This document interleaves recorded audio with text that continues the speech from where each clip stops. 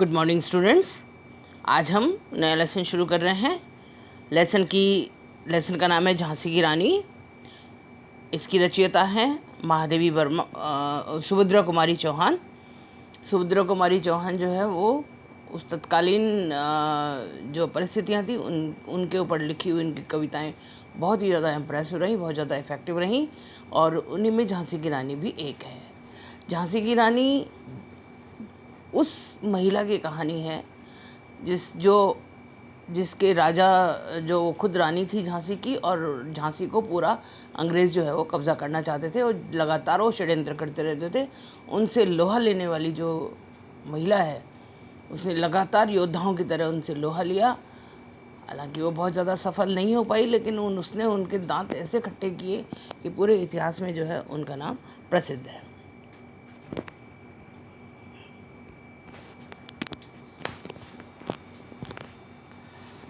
मैं पढ़ना शुरू कर रही हूँ। सिंहासन हिल उठे। उसकी बहादुरी से जो बड़े बड़े राजा थे उनके सिंहासन हिल उठे।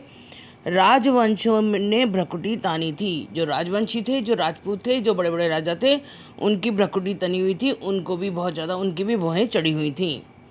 बूढ़े भारत में भी आई फिर से नई जवानी थी। बूढ़ा भारत क्यों कहा गया? क्योंकि उस वक्त वो जैसे बूढ़ा आदमी होता है, उसको कोई शौक नहीं होता, उसका सारा उत्साह ठंडा हो चुका होता है, वो बहुत परेशान होता है और बहुत ज़्यादा उसको उत्साह और खुशी नहीं होती उसकी ज़िंदगी में। उसी तरह उस वक्त का जो भारत था वो बहुत ही ज़्यादा मुरझाया हुआ, चारों तरफ परेशानियाँ, ऐसा भारत था वो। इसलिए उसकी उपमा जो है वो बूढ़े से की गई है। उस वक्त का जो बिल्कुल इनएक्टिव, बहुत ज़्यादा परेशान सा जो भारत था, उसमें भी नई जवानी आ गई थी। ये नई जवानी यानी नया उत्साह आ गया था।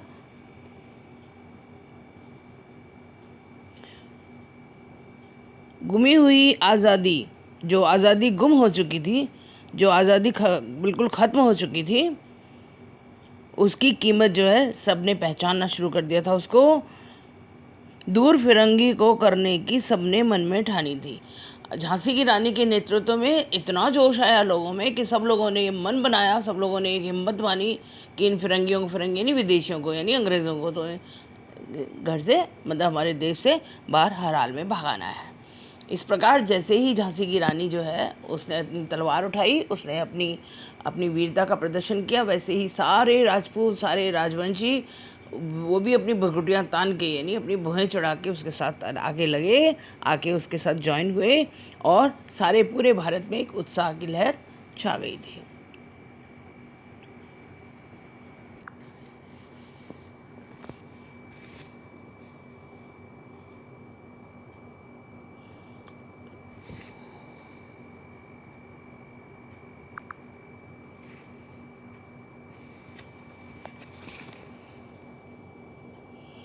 चमक उठी सन 57 में। यह तलवार पुरानी थी।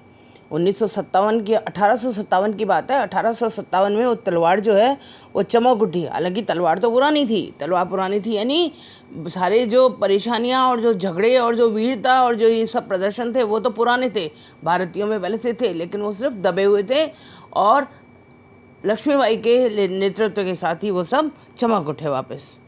बुंदेलो हर बोलों के मुंह हमने सुनी कहानी थी। बुंदेले यानी एक प्रकार का बुंदेलो मराठों का एक ग्रुप होता है, मराठों के एक कबीला होता है। हर बोलो यानी जो मराठे थे उनके हर व्यक्ति के मुंह से हमने ये कहानी सुनी है। खूब लड़ी मर्दानी वो तो झांसी वाली रानी थी। वो तो खूब लड़ी, तो बहुत अच्छे से लड़ी वो तो झांसी की रानी थी। खूब लड़ी मर्दानी नाम उसका क्या किया गया, और औरत होते हुए भी उसको मर्दाना कहा जाने लगा। वो तो मर्दानी झांसी की रानी थी।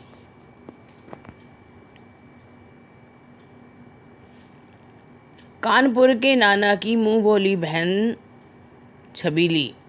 उसके जो नाना थे वो कानपुर के थे। नाना देशमुख जो हैं वो उस वक्त कानपुर के एक बड़े अच्छे से सामंत टाइप थे, और उनकी मुंह बोली ये जो बहन थी, ये मतलब उसका खुद का तो एक्चुअली कोई भाई नहीं था, पर वो मुंह बोली बहन थी। छबीली यानी बहुत सुंदर थी वो। तो कानपुर के नाना जी हैं, उनकी मुंह बोली बहन थी वो छबीली यानी सुंदर सी। लक्ष्मीबाई नाम था उसका, लक्ष्मीबाई। पिता की वह संतान अकेली थी, अपने पिता की तो वो अकेली संतान थी, इकलौती लड़की थी। नाना के संग पढ़ती थी वो, और वो क्योंकि वो खुद जो है वो नाना जो है वो एक सामंत और एक अच्छा नेतृत्व वाला व्यक्ति था, तो उसको मतलब तलवार चलाना, फावड़े चलाना, खड़क चलाना और ये सब जितने भी वेपन्स होते हैं, जितने भी हथियार होते हैं, सब उसको चलाने आते थे। तो उनके साथ रहने के कारण नाना के साथ ही पढ़ती थी वो, नाना के साथ ही वो पढ़ी, नाना के साथ ही खेली, और इसलिए बर्छी, यानी बर्छी आपको पता है एक वेपन होता है, ढाल, जो तलवार जब चलाते हैं तो एक गोल गोल सा उसको ढाल लगाते हैं ना, जिससे तलवार का घाव लगे, ढाल। कृपाण यानी तलवार, और कटारी भी एक वेपन होता है। इन सब की वो उसकी यही सहेली थी। उसने वो बचपन से ही, कोई गुड़ियाओं से खेलता है बच्चा, लड़कियां कुछ काय से खेलती हैं, लेकिन उसने बचपन से ही किसके साथ खेला? बर्छी के साथ, कटारी के साथ, तलवार के साथ और ढालों के साथ उसने खेला। यही उसकी अच्छी सहेलियां थी। वीर शिवाजी की गाथाएं उसको याद ज़बानी थी। वीर शिवाजी उस वक्त नहीं, मराठे जो शिवाजी थे उनकी गाथाएं यानी उनकी कहानियां उसको ज़बानी याद थी। बुंदेले हर बोलों के मुँह हमने सुनी कहानी थी। उन बड़े बड़े जो मराठे जो बड़े बड़े योद्धा हैं उनके हर बोलों के मुँह से हमने सुनी कहानी थी। खूब लड़ी मर्दानी वो तो झांसी वाली रानी थी। वो तो खूब लड़ी, और क्या थी वो? झांसी वाली रानी जो है वो बिल्कुल मर्दानी थी। लक्ष्मी थी या दुर्गा थी, चाहे उसको लक्ष्मी मानो चाहे उसको दुर्गा का रूप मानो, वह स्वयं वीरता की अवतार थी। लेकिन वो क्या थी? वीरता की अवतार थी। वीरता तो उसमें कूट कूट कर भरी हुई थी। देख मराठे पुलकित होते, मराठे उसको देखकर, मराठे यानी मराठा जाति के जो लोग हैं उसको देख के पुलकित होते, बहुत खुश होते उसकी तलवारों के वार। वो तलवार इतनी अच्छी चलाती थी कि उसके तलवारों के वार देख के वो सारे के सारे मराठा इतने खुश होते थे। नकली युद्ध व्यू की रचना, इसलिए वो उसको और अच्छा परफेक्ट बनाने के लिए नकली युद्ध की रचना करते थे, युद्ध व्यू की रचना करते थे। व्यू का मतलब क्या होता है? जब हम दुश्मन को चारों तरफ से फंसाना चाहते हैं तो एक अजीब प्रकार का चक्रव्यूह, जिसका नाम ही होता है चक्रव्यूह, रचना करते हैं, और जिससे कि दुश्मन उसमें फंस जाए और निकल ना पाए। तो नकली युद्ध की वो रचना करते थे, और खेलना खूब शिकार, और खूब उसको शिकार के लिए उसको शिकार खिलवाते थे, जिससे कि उसका निशाना हमेशा परफेक्ट रहे।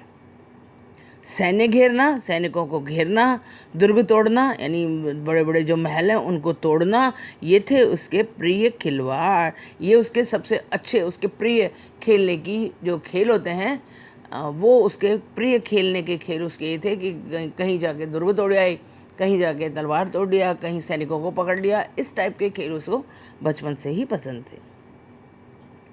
महाराष्ट्र कुल देवी उसकी, महाराष्ट्र का जो कुल है, महाराष्ट्र की जो कुल देवी है, यानी हर शहर का, हर राज्य का अपना एक मंदिर, एक भगवान होता है। जैसे जयपुर के गोविंद देव जी हैं, उसी तरह जिसको करीब करीब पूरा शहर मानता है। तो महाराष्ट्र कुल की जो देवी वो उसकी थी, उसकी भी आराध्य भवानी थी। और वो कौन थी? आराध्य, यानी वो उसकी आराधना करती थी, उसकी पूजा करती थी। और भवानी थी यानी पार्वती माँ, दुर्गा माँ समझ लीजिए, पार्वती माँ समझ लीजिए। बुंदेलो हर बोलों के मुँह हमने सुनी कहानी थी। बुंदेले हर बोलों के मुँह से हमने सुनी कहानी थी। खूब लड़ी मर्दानी वो तो झांसी वाली रानी थी। लास्ट पैराग्राफ जो आज हम पढ़ रहे हैं, हुई वीरता की वैभव के साथ सगाई झांसी में। उसकी जो सगाई है वो वैभव यानी बहुत ही भव्यता के साथ, बहुत ही विशाल तरीके से उसकी सगाई हुई, झांसी में हुई। ब्याह हुआ और रानी बन गई।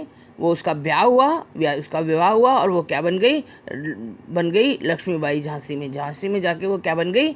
लक्ष्मीबाई बन गई। राजमहल में बजी बधाई, वहाँ का जो झांसी का जो राजमहल था उसमें जो बहुत ज़्यादा बधाइयाँ गाई जाने लगी। खुशियाँ छाई झांसी में, और झांसी में बहुत ज़्यादा खुशियाँ छा गईं। सुमट बुंदेलों की विरुद्धावली, सुभट यानी बहुत ज़्यादा बड़े योद्धा जो मराठे थे उनकी विरुद्धावली यानी उनके यशगान जो हैं सी वह आई झांसी में। उनके ऐसा लग रहा था जैसे कि जो बड़े बड़े योद्धा थे झांसी के, उनके शौर्य गाथाओं के रूप में, यानी उनकी शौर्य गाथा को आगे चलाने वाली के रूप में जो है वो झांसी में वो आई थी। चित्रा ने अर्जुन को पाया, शिव से मिली भवानी थी।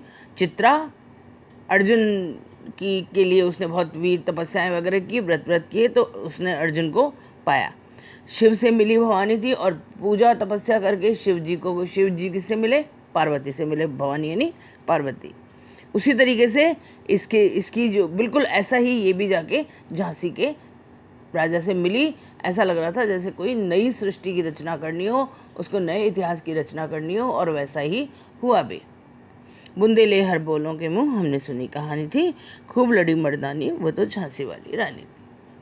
बहुत अच्छी कविता है, पढ़ने में मज़ा भी आता है, और आई होप सो कि वो ये बोर्ड में आ भी सकती है।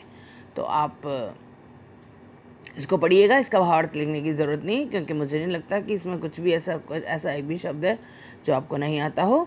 मैं आपके होम असाइनमेंट के रूप में मैं जो कल लेसन हमने ख़त्म किया था, मैं उसका आपको होमवर्क दे रही हूँ। ठीक है? स्टे होम, स्टे सेफ, अपना ध्यान रखिए और लोगों का भी ध्यान रखिए।